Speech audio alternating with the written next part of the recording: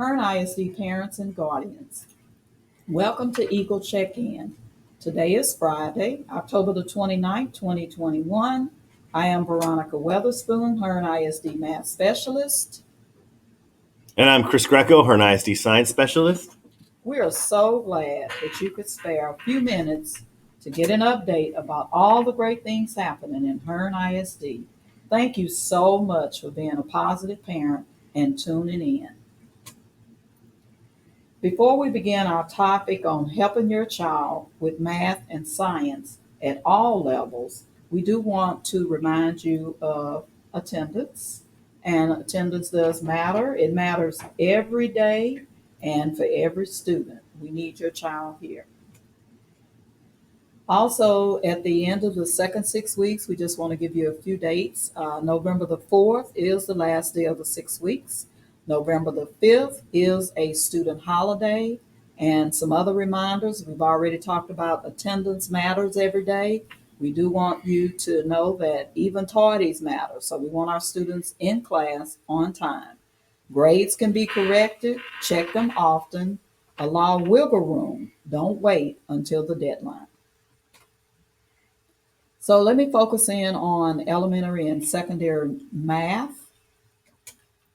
We have our great math teachers at the elementary level as well as secondary. The elementary math specialist is Ms. Harris. And at the secondary level, we have 7th grade through financial math. And Mr. Werner leads the financial math as well as Algebra 1. Just a few topics that I want to highlight today. You have the mathematics curricula, various resources, some of our online resources, and students have some tools that they can use at home as well as school. And then just a reminder about our STAR EOC assessments. As far as our math curriculum, at the elementary school, they are using Eureka Math, which is new this year. We have Eureka Math for grades pre-K through 5, and then the 6th grade math teacher is using Math in the Middle, and this is a change from previous years. As well as at the junior high, they are using the Carnegie Math curriculum for grades 7, 8, as well as Algebra 1 at the junior high. And then at Hearne High School, we're still using TEKS Resource and Lead Forward. And those websites are available. They have real good information about your math and all the other subjects, but we have our year at a glance that is available for our parents. And then we have some sample content for you to view. The year at a glance is divided into semesters as well as 6 weeks. If we look at the Eureka, like I said, this is new. So this is just a sample. This is the kindergarten scope and sequence. If you look to the far left, the modules will all be listed on that side with the broad topic. And then when you look in the middle, it gives you specific topics for each module, along with when they will take the mid-year, the mid-module and end of module assessments. And then to the far right, we can see where they have aligned the TEKS with the Eureka curriculum. Next, we have a sample of the Carnegie Year at a Glance. This is 8th grade. We do have it for 7th as well as Algebra 1. But you can see to the far left, we have our modules and those broad topics. And then to the right of it, we have specific topics. It's broken down into more details. We have the pacing, the number of days that those lessons should be taught, as well as the TEKS that are aligned. And then at the high school, like I said, they're still using Lead Forward and TEKS Resource. So this is a sample of the Algebra 1 Year at a Glance, where, like I said earlier, it's broken down by semesters, then it drills down to 6 weeks, and then within each 6 weeks, you have your units. I'm going to jump in there, Dr. Weatherspoon. For the high school science, they are also following TEKS Resource for biology, chemistry, and physics. So that you can log into that same website and get on there and look at the YAG, which is the year at a glance, to see what they're teaching and when for all of those. For anybody that has kiddos in the elementary or the junior high, They are using STEM Scopes, which is a curriculum through Rice that's online, so you can look there as well. And if you have any questions about those, you're more than welcome to contact admin or the teacher, and we can get you copies of whatever you want to look at for those curriculums. Thank you, Mr. Greco. Very good. Thank you. All right, so this is the Texas Education Agency information.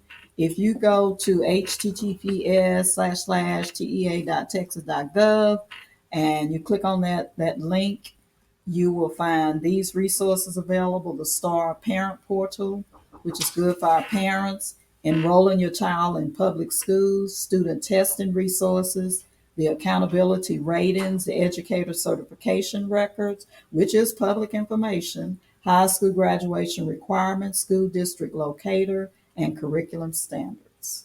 You can also find STAR resources, like she said, in the parent portal, but there's also the Texas Assessment Portal, where you can look at different things for parents on how to help your kid with STAR.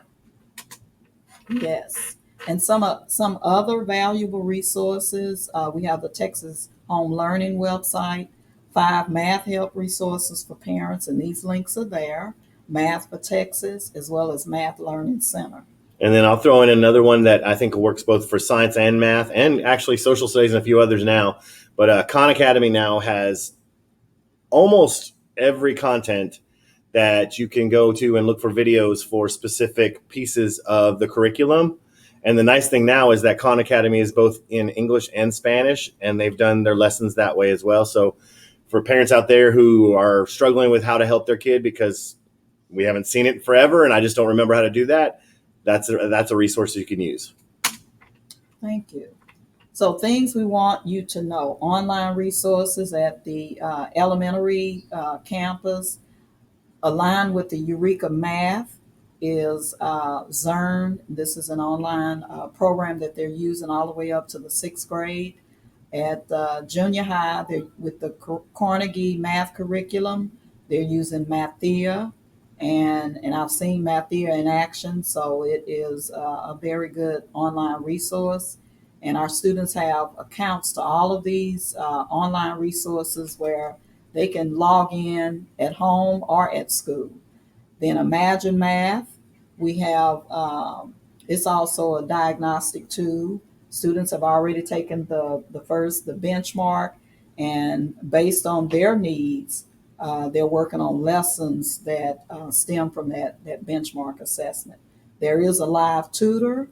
Those tutors are, actually live people. So when students need assistance, they need to ask the live tutor to come online where that person will walk them through lessons.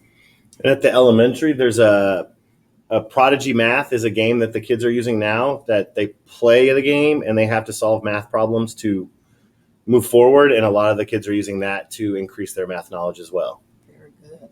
Tools for students to use at home and at school. We need our students familiar with the formula charts, our reference sheets, graphing calculators, the TI-84, and our junior high students have moved up a level. They're using the Inspire calculators, and those calculators are just like a computer, but of course it is small size. Highlighters, marker boards, sheet protectors. These are just some other resources. Dry erase markers, and then our problem-solving models, which we're using from the different curriculums that we have, curricula on each one of our grade levels. Then we have our STAR EOC assessments. Everything is online now, so we are working with our students to make sure our unit assessments, or any type of 6 weeks assessments, benchmark assessments, whatever we're given, we are making sure our students take those online. So what Hearne ISD does to help our students, in addition to our fantastic teachers, we have daily small group interventions, regrouping based on student needs, morning, lunch, and after school, and Saturday tutorials. Century 21 program, this is new this year. It's an after school program, the Gear Up program at the junior high, but both of those programs provide students with interventions, the help they need in order to be successful. We have math workstations, specifically at the junior high and the elementary. Individual Chromebooks. All of our students have Chromebooks, so they can access any online resources that we have. So some other technology resources, we've already talked about the calculators, a lot of hands-on materials. We have headphones available for our students and other items to help our students be successful in their learning. What can you do to help your child? When your child gets stuck on a problem, do not just provide a solution. Instead, suggest trying again and using another strategy to find the answer. Let your child know that he or she can be successful in mathematics. Be sure your child is fact proficient, that is, they know their math facts. So if I said 10 times 10, they should be able to rattle off 100 in just a split second. Those are facts that we need our students to know. Make sure your child gets plenty of rest. Monitor their school account for attendance, their grades, engagement, and other school expectations. So we are putting a math brochure together that is forthcoming, and it will be placed on each campus because there are some other things that we want you to know and have access to. So it'll be in that brochure, and we'll put that on each one of our campuses. All right. Thank you, Dr. Weatherspoon. So now I'm going to jump into science. A lot of what Dr. Weatherspoon said for math actually applies to science as well, with the tips and how you can help your child. A lot of what I'm going to talk about is going to be mainly around the lower grades. So before I get into that, I kind of wanted to hit that at the higher grades in high school. I know it's a little bit harder sometimes to help our kids because they're busy, we're busy, and things go on. I think the biggest thing you can do to help your child is to stay engaged with the school and know what opportunities they have in that school and make sure they're taking full advantage of those opportunities. I think right now I feel like Hearne ISD and Hearne High School are offering a lot of opportunities for children to get college credit. And I don't know that everybody understands that or knows it. And I don't know that all the kids are actually taking that opportunity and to full advantage. So I kind of wanted to put that out there. There are college credit opportunities in every content area. So just make sure that you're engaged and that you understand what's going on out there, that if your kid comes home and goes, this is my schedule, and you don't see college classes on there and you know they're capable of it, maybe you need to contact us, talk to us, and see what we can do to help your kid. So that being said, I want to move into what we can do to help our younger children. And the reason I'm concentrating on younger children is because the research says by the time they're in junior high, their concepts and their attitudes towards math and science are fairly firmly fixed. And so the more we can do when they're younger to make them enthusiastic and liking science or math, then the better off we are as they go into their junior high and high school years. So one of the first things is value your child's questions, like Dr. Weatherspoon said. And when they ask you a question, don't give them the answer, but also don't dismiss them and go, I don't know, or that's a silly question. The fact that they're just asking the question is telling you that they're curious about it and they don't know. And so we can show them the beginning of what a scientific method looks like. All right, you don't know that answer. Let's go look it up. You go look it up. And as they get older, you go look it up. And then why don't you come back and tell me, because I don't know either.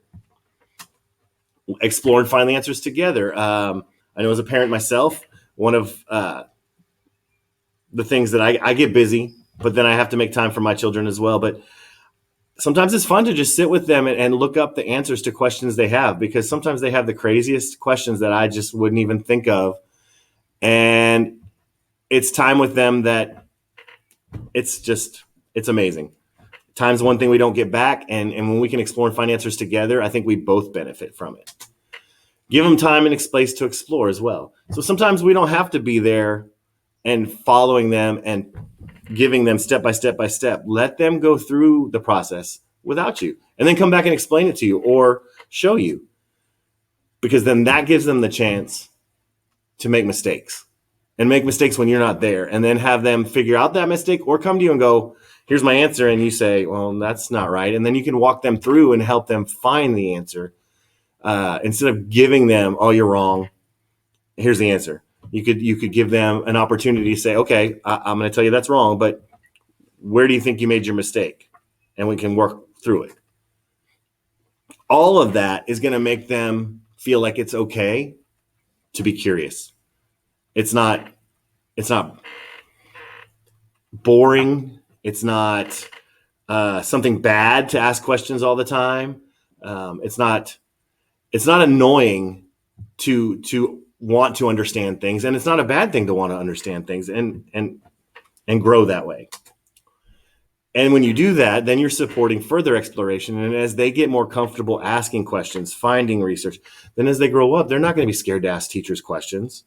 They're not going to be scared to go find things out on their own. They're going to be a lot more self-responsible for finding solutions and not expecting solutions. For science, one of the things you can do is encourage them to record their observations. These days, take a video. Use a microphone and talk about what you saw. Bring it to your teacher. All of that. That's part of the scientific method, is recording all of that. If we don't have a recording, we don't have that data, then we can't do anything for an experiment. And then the last thing is this is the big one for me, is use items you have at home to experiment and explore, and not just at home, anywhere in the world you are. The whole world is a math and science experiment. When you're walking through the grocery store, it can be a math experiment on which items are a better buy based on ounces, grams, whatever. The grocery stores put that out there, and you can get your kids to tell you which one of those is a better deal. Yeah, the big one's only $5.50 and the small one's $2.50, but maybe the small one's actually cheaper if you go by ounces. They can start figuring that out once they know multiplication and division. When we're talking about science, we can talk about cooking. That's a chemistry and a physics. We can talk about heat. We can talk about cold. Like almost anything you guys deal with in the world is going to be science. And then math is just the language of science. Once they understand that math side, then they can talk about how the science works using the math. But if we kind of demystify it as when they're little, okay, so touch the car, it's hot. Okay, that's science. That's conduction. That's two things touching. And we don't have to know everything, but we can use the internet. We can use whatever we have and find things out for them when they have questions, as long as we keep encouraging them to be curious. And last, if you ever have issues, talk to the teacher. I guarantee you every one of their science teachers would love to hear what your child was curious about that maybe you couldn't help them with, or they want to know about, but they're too shy to ask us. Have them write it down and give it to us, and we will help them through that. You don't understand how happy we would be to do that. And then for the upper ones, like I said, use Khan Academy, things like that. There are tons and tons and tons of flipped videos for kids where they can go and hear another teacher from some other school talk about that same concept that their teacher taught in their classroom, and hear it a different way. And maybe that'll spark them, because sometimes we need to hear it from somebody else. I mean, we all know that as parents, sometimes we can tell our kid 1,000 times how to do something, and then they hear it once from some other adult, and then they start doing it and believe it. But it came from us, so it kind of got dismissed. That's all I have for today. Thank you so much. Dr. Weatherspoon, do you have any more? No, we're good. Thank you, Mr. Greco. All right. Thank you, everybody. You guys have a good day, and enjoy your weekend.